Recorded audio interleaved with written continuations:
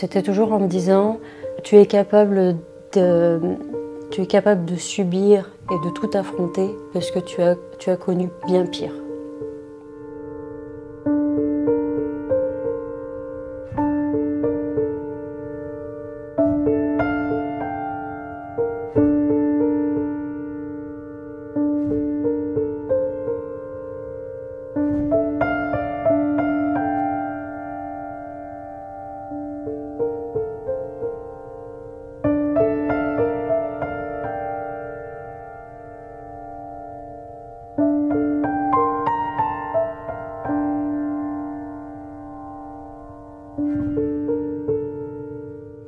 Donc, je suis Priscilla, j'ai 32 ans, je suis survivante d'inceste.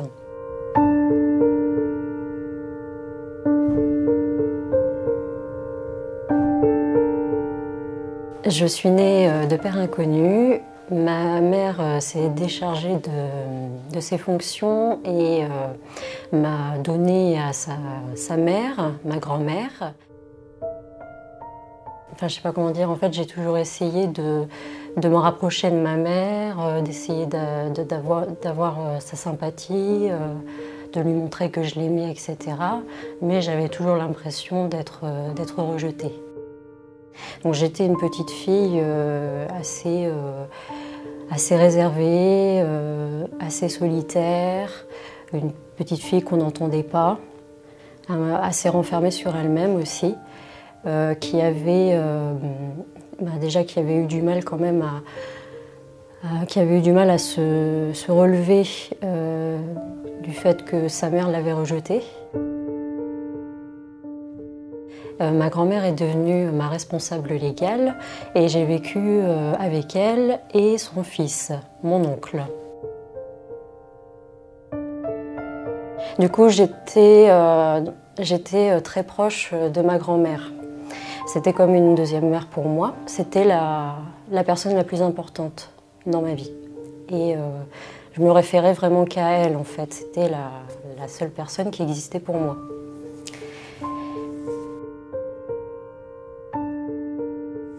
À côté de ça, donc, il y avait mon oncle sous notre toit, qui était assez froid, assez distant et qui me rabaissait assez souvent. Parfois, elle était sympathique, hein, bien sûr. Souvent, il me chatouillait. J'aimais pas ça parce qu'il me chatouillait à plus savoir s'arrêter. Et souvent, il me forçait un petit peu, dans le sens où il me plaquait jusqu'à ce que je me retrouve par terre. Et puis, il continuait. Quand j'étais plus jeune, 6-7 ans, où je l'avais vu, pendant qu'il me chatouillait, avoir une érection, et où je lui avais demandé ce que c'était en pointant du doigt la grosseur qu'il avait à ce niveau-là. Mais après, je ne me souviens de rien, mais je ne pense pas qu'il y ait eu quelque chose. Voilà.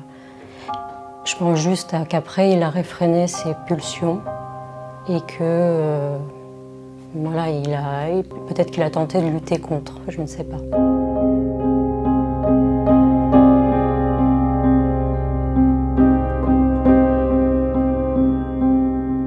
Quand j'avais 14 ans, ma grand-mère a contracté un cancer du col de l'utérus.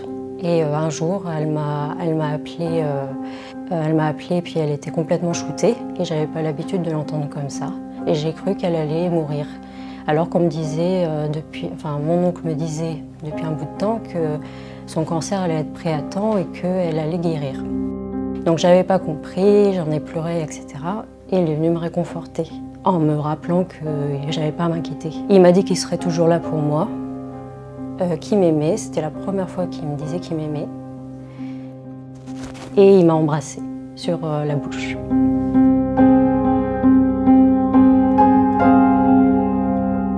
J'avais 14 ans, oui, il y avait plein de filles, on rêvait de sortir. Moi, j'étais amoureuse d'un petit garçon, je n'osais pas lui dire. Donc voilà, quoi. Je rêvais de sortir avec lui, donc je savais ce que ça voulait dire. Donc je suis restée estomaquée. Et on est resté presque 2 jours sans se parler. Moi, j'avais l'impression que j'avais rêvé, en fait. Je suis restée 2 jours à jouer à la console, en gros. Et puis, il est venu me trouver parce qu'il en avait marre que je le fasse poireauter, parce qu'il attendait ma réponse. Et j'ai refusé. J'ai refusé, je lui ai dit parce que je lui ai rappelé que c'était mon oncle. Donc, que je ne voulais pas.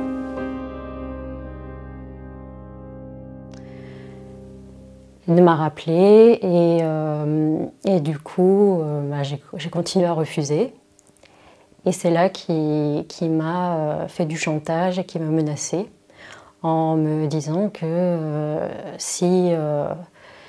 qu'il ne voyait pas d'autre solution, qu'une mineure comme moi ne pouvait pas rester seule dans une maison, que vu que mamie était souvent en maison de convalescence à l'hôpital, c'était compliqué, que lui il se voyait pas rester sous le même toit que moi s'il ne pouvait pas me toucher, et que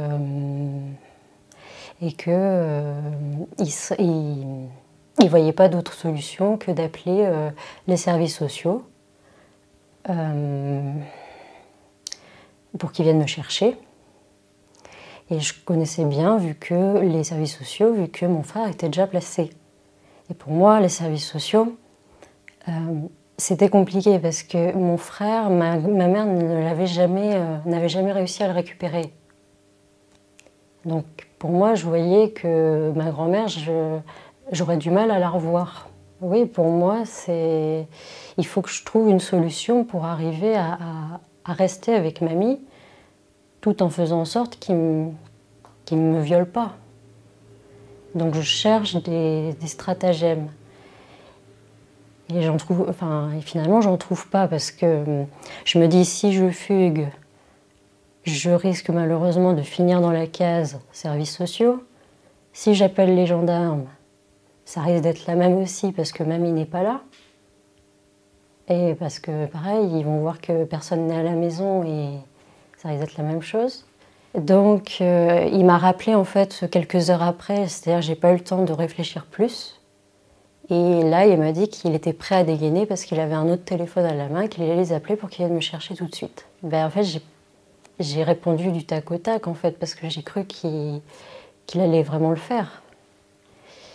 Et j'ai dit que j'allais essayer, que je voulais bien essayer.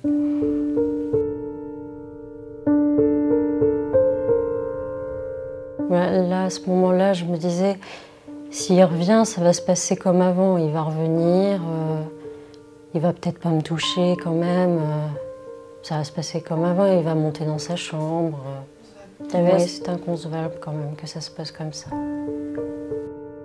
Et non, il est revenu et je me souviens qu'il m'a pris sur ses genoux et il m'a embrassé avec la langue. C'était la première fois qu'on me faisait ça. Parce que j'avais jamais eu de petit copain ni rien, et puis là c'était un adulte de 35 ans, mon oncle.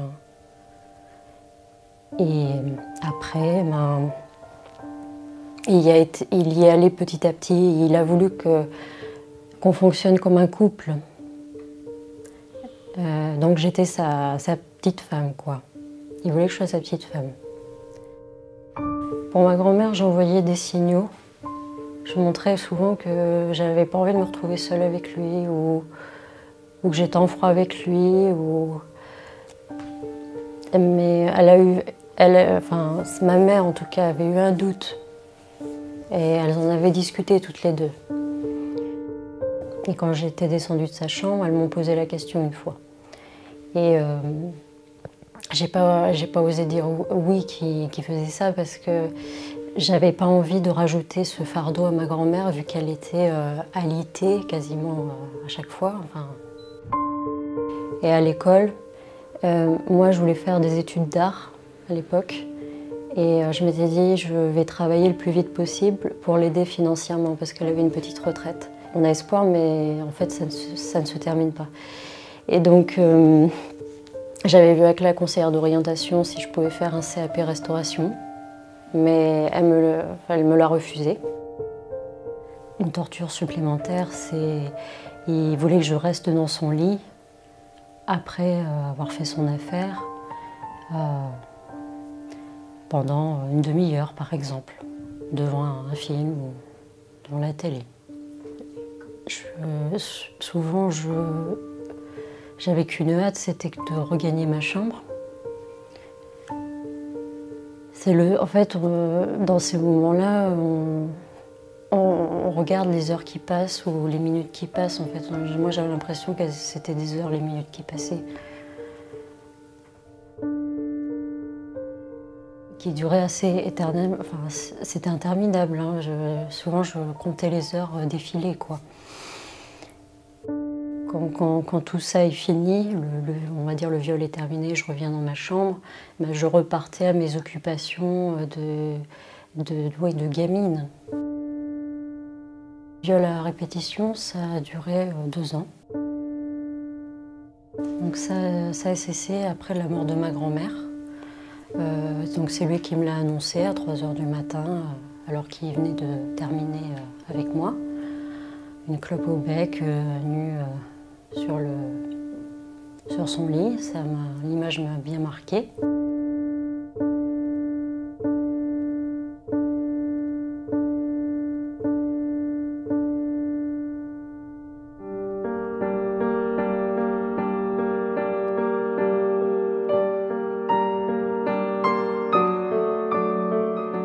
Et je ne suis pas la seule, voilà, pour fréquenter des réseaux, etc., les groupes de parole, etc. On en discute de tout ça et on se rend compte qu'on n'est pas seul aussi dans cette situation. C'est important en fait de parler de tout ça justement pour se rendre compte. Mon passé était encore là, qui me travaillait, etc. J'avais l'impression que j'étais une merde. Concrètement, c'est ça qui s'est passé, que je valais plus rien, je ne m'aimais plus, je me supportais plus et j'ai voulu me suicider. J'ai pas été au bout et j'ai été hospitalisée après, pendant 3 mois. Fin 2019, j'ai fait un travail après du coup avec des professionnels et tout ça. Et en 2019, ça commençait, je commençais à reprendre un petit peu pied. Moi après, j'ai mis un peu de temps à casser le coup, mais ça va mieux maintenant. Disons que voilà, je me suis souvent dit que j'aurais préféré qu'il fasse un peu plus tard, quoi. Voilà, en gros, ça fait 1 an, en gros, que je commence à penser à l'avenir. Et bien déjà, je pense, avant je me voyais pas mère, donc déjà je me